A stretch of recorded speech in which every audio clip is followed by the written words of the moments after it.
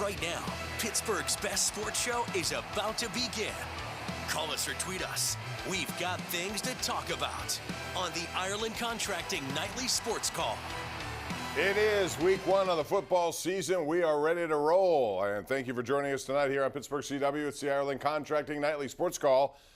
Also simulcast on 93.7 The Fan. So if you're driving around, give us a call. It's 412-575-2600. That's the number of the Borders and Borders hotline. As we go up to the home of the PM team, Andrew Fillipponi at 93.7 The Fan right now. You pumped for week 1. I know you've already probably wagered on some of these games like tonight. Last check was 17-10. I don't know what it is now, but Buffalo has had the better of the Rams. Your thoughts about now they're up 2 touchdowns, Bob. Josh Allen just ran somebody over at the goal line. My man, go ahead. Josh Allen.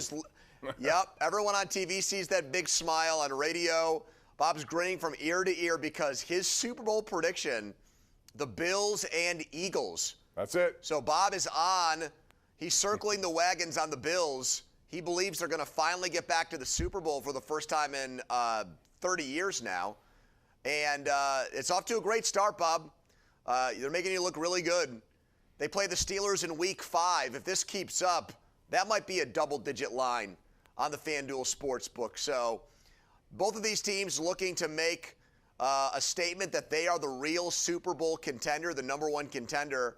And the way this game is going right now, Bob, the Bills look like they are ready to put the disaster that was the playoff loss in Kansas City behind them. And that was a disaster. And quite frankly, it was set up for them to win, and they let it slip right through their fingers. And sometimes you get to a point where when that happens, you may never get a legitimate chance after that. But they are a very talented team, and I think that experience will help them. As far as the Steelers are concerned, we saw an interesting name on that injury report today, Andrew, and that was Chuks Okorafor. Out of the blue, he's got a back injury, did not practice. So tomorrow, if he doesn't go, I mean, this is a really shallow offensive line to begin with, and I thought of all the people, he was probably one of the more, outstanding players in terms of doing things that you didn't notice in the preseason. In other words, I called Except that one time he tackled a guy to prevent a sack from happening. Remember that? That's true, but I'm saying mostly a guy. He's a name that we didn't call all that much, which to me indicated at least he was okay. Now, if he goes down, what do they do there? You know, Trent Scott's on that list. They brought in the other guy, Jesse Davis. I don't know if he can play over there, both sides, where he goes. How damaging could this be? Well, first of all, Chuks is overpaid. He's not really a $29 million tackle, in my opinion, but when you compare him to the other offensive tackles on the Steelers roster, he might as well be Anthony Munoz, Bob. They've made, I think, a major error in judgment here with the way they built this offensive line, and the cap was not an excuse this time like it was last year. They had the money. They've spent the fewest dollars on the offensive line of any team in the NFL. They've got $9 million in cap space left over, and we might have Trent Scott out there on Sunday against that Bengals pass rush that did a number on Patrick Mahomes in the second half of the AFC Championship with Hendrickson and Hubbard. Bob, I think you and me adjusted based on the preseason. I have the Steelers at 8-9, and a big reason why is because I just don't believe that this offensive line is going to gel enough for this offense to really click this year.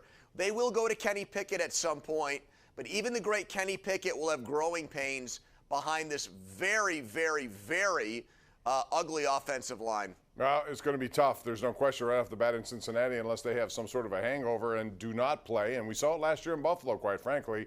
The Steelers went in there and somehow won a game that I didn't think they were going to. We'll see what happens on Sunday. But they were shut out in the first half of that game. Yep. They were shut out, and there was a special teams touchdown, and there was Ben Roethlisberger magic.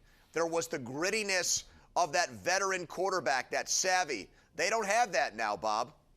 Well, again, I'm waiting to see what Mitch Trubisky can do before I can say that. I still think there's a lot of potential there. But he's not Ben. I mean, just come out. Let's just admit that. He's not Ben in won terms games of in the clutch fourth gene. quarter. What I'm saying is they won the game on the road. Their defense had a lot to do with it as well. They shut down Josh Allen and that team and made plays when they had to make them. So I'm not going to say that can't happen against Cincinnati, but at this point I don't see that happening. And I adjusted mine also from 10-7 to 9-8 based on the offensive line. Maybe it'll come together. Who knows? We're going to take a break, come back, open up the phone line. So call us at 412-575-2600. We're just getting started. It's the Ireland Contracting Nightly Sports Call right here. CW and 937 Fan.